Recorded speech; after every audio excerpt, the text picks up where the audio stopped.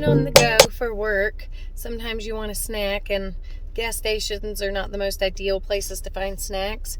But if you are carnivore, pork rinds are a good way to go. And so I found two different brands. I found Tom's, and then I also found a brand called Southern Recipe. We're going to try these out and taste test them and see the difference. Both of them literally only have pork rinds and salt as the ingredients. All the other flavors had a bunch of garbage in them. So I feel like this is like the least of all the evils. So tune in and let's find out which one tastes better, which one's more crispy. I was munching on some of the Tom's pork rinds on my way to my last customer's house. So the flavor is definitely not as good as the rib rack kind that I've had, and it's sad that I have all of this just in my car, but the rib rack kind so far has had the best flavor of all the pork rinds that I've tried. But the crispiness and the airiness on these are really good. It's just the flavor is not quite as good, and it kind of leaves a weird aftertaste. So now we're going to test the Southern Recipe ones. They seem a little, I don't know, less brown. I don't know if that's an indication.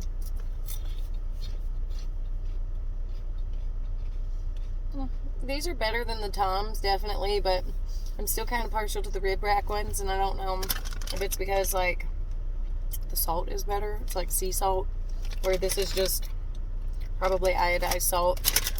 Not good salt.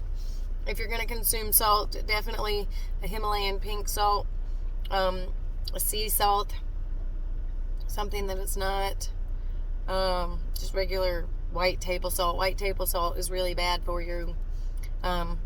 Really bad for you. But seriously, don't eat white table salt. White table salt. Look how pretty the mountains are behind me.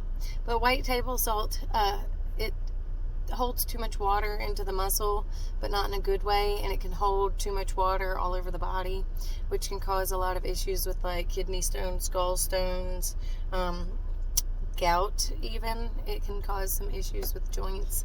So stay away from table salt, but eat as much pink Himalayan salt as you want. Eat as much like Redmond's real salt as you want. Just stay away from white iodized salt. I realize I'm probably going to get some flack about the salt thing, but if you're sodium sensitive, definitely don't eat as much salt as you want. Talk to your doctor about that. But if you are carnivore or ketovore, or just a regular normal person that doesn't have sodium issues or heart issues or anything like that, eat salt. You need more salt than they tell you that you do. I was reading an article that was saying that the dietary recommendation is like 2.5 grams, when really you should be eating somewhere around 5 grams of salt a day. Maybe it's milligrams, but milligrams doesn't seem like a whole lot. I think it's grams. Try upping your salt. See if that makes you feel any different. I know that I have felt a lot less lethargic, but I also probably eat way too much salt.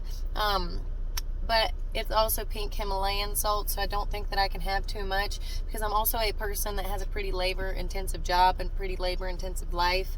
I sweat a lot, even in the wintertime, so I think I use a lot of electrolytes. But definitely do your own research.